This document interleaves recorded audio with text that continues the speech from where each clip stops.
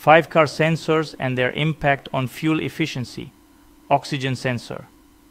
The oxygen sensor monitors the amount of unburned oxygen in the exhaust gases. A faulty oxygen sensor can lead to an incorrect air-fuel mixture, resulting in either a rich or lean condition.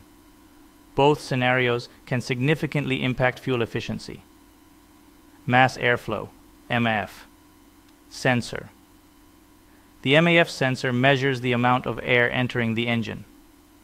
An inaccurate reading can disturb the fuel-air mixture, leading to incomplete combustion and reduced fuel economy. Throttle position sensor, TPS. This sensor monitors the throttle position. A malfunctioning TPS can provide incorrect information to the ECU, affecting the air-fuel mixture and causing the engine to run inefficiently. Fuel pressure sensor. This sensor measures the fuel pressure in the system. An inaccurate reading can lead to an incorrect fuel-to-air ratio, resulting in decreased fuel efficiency and potential engine damage. Temperature sensor.